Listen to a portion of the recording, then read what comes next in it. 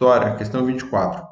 O regime militar brasileiro, entre 1964 e 1985, foi marcado pelo cerceamento das liberdades individuais e do amplo exercício da cidadania. Contudo, entre 1969 e 1973, o país atravessou o chamado milagre econômico. Olha que beleza. Que estimulou o crescimento do PIB na média anual acima de 10%.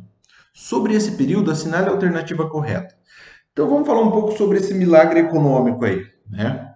Como é que funcionou? O milagre econômico, ele se iniciou com uma coisa que ficou chamado como Programa de Ação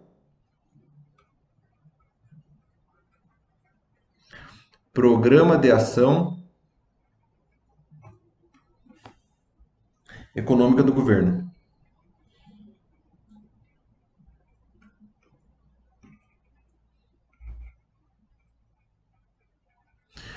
Que recentemente existiu os famosos PAC, né? Programa de Aceleração de Crescimento, que é uma coisa parecida. Como é que funcionou isso daí?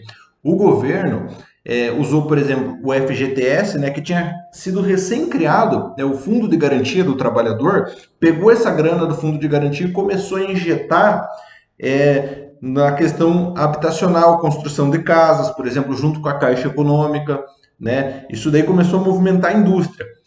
E por outro lado, o governo começou a fazer grandes obras. Então, algumas obras. Porque pense bem, né? Se você tem grandes obras sendo realizadas, você precisa de muita gente trabalhando. Então, muita gente vai estar recebendo. Então, muita gente vai estar empregada e vai fazer circular o dinheiro, entendeu? Então, isso é muito bom. É uma coisa que funcionou. Tanto é que nesse período aí, o PIB estava sempre crescendo aí na casa de dois dígitos, aí 11% e por aí vai. Então, ó, basicamente, boa parte desse famoso milagre econômico se deu na gestão do presidente Médici, né? Então ele construiu algumas coisas do tipo a Transamazônica, grandes obras aqui, né? Transamazônica, a rodovia Transamazônica, lá não tinha nada, eles foram lá e abriram, o exército, né? E as empreiteiras abriram a Transamazônica, construíram a usina de Itaipu, uma gigante, né? Binacional, né? Porque é do Brasil e do Paraguai. O Paraguai também era uma ditadura nessa época que construíram Itaipu, né? Usina de Angra, usina nuclear de Angra, que fica em Angra dos Reis, é a ponte Rio-Niterói, que liga o Rio a Niterói, Rio de Janeiro, cidade, né? Ponte Rio-Niterói. Niterói. Só que como é que funciona isso daí? Pense bem, né? Para construir tudo isso daí, você precisa de dinheiro. E o Brasil não tinha todo esse dinheiro. Então o Brasil foi lá fora e fez empréstimos internacionais. Empréstimos gigantescos, com bancos americanos, com bancos europeus, né? Pegou muita grana para compensar isso daí. De fato, a coisa precisava. Porém, houve muita corrupção, né? Nessa época aí, as empreiteiras começaram a inchar, ficaram muito grandes. Os contratos com muita propina, né? O dinheiro desviado. Então, a grana ficou na mão de poucas pessoas, né? E estava indo tudo bem, estava indo tudo legal. E perceba que o milagre econômico ele não durou tanto tempo, né? De 69 até 73. O que aconteceu em 73? Em 73 aconteceu uma coisa muito triste. Em 1973. A primeira crise do petróleo.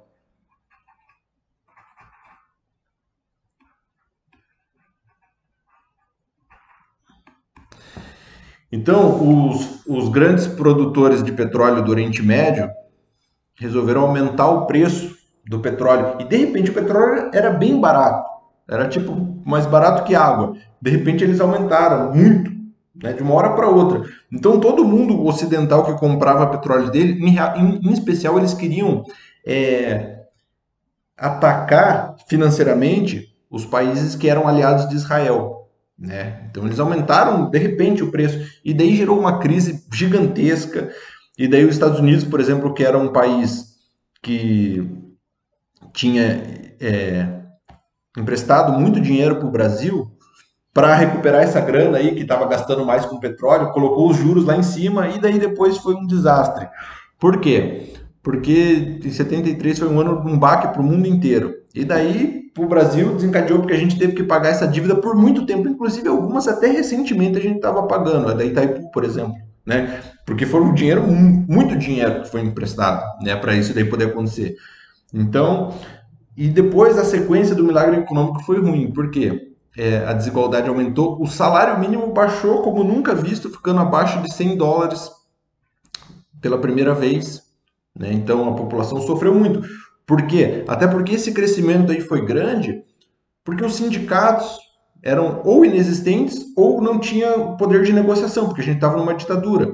Então eles colocaram todo mundo para trabalhar, só que os empresários estavam ganhando muito dinheiro, porque o salário dos trabalhadores, ó, bem pequenininho, tá bom? Basicamente esse é o contexto do milagre econômico, né?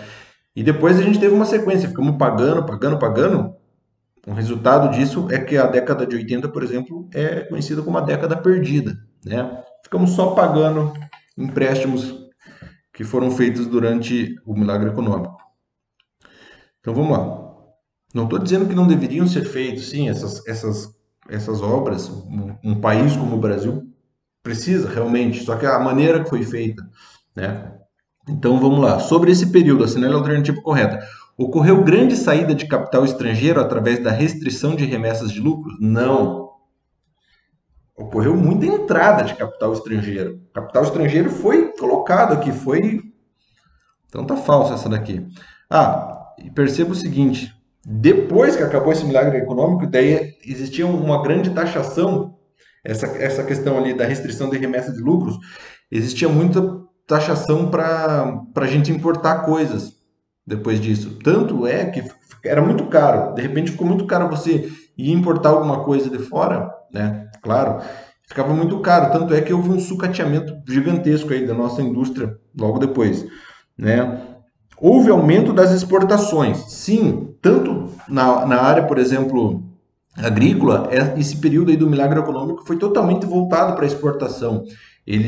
A monocultura aí reinou, então eles começaram a fazer grandes, né, monoculturas para exportar. Decorrente de um contexto de expansão de economia internacional, sim, o mundo inteiro estava num momento bom. Perceba que para um país como o Brasil crescer, o mundo inteiro tem que estar legal. Que acabou favorecendo o crescimento econômico sentido durante esse período. Perfeito, tá certo essa daqui é a letra B. Ó. Vamos ver o que está de errado nas outras. Os bons índices econômicos favoreceram eleições diretas dos presidentes militares. Não, não existiam eleições diretas. Eleições diretas só teve depois que acabou a ditadura. Né? Eleição direta é o quê? É você, como cidadão, ir lá e votar diretamente em qual presidente que você quer. Isso não existiu. D. O grande fator positivo desse período foi a enorme distribuição de renda por meio de programas sociais. Não. Houve a concentração de renda e não distribuição. Tá? Então essa daqui está falsa.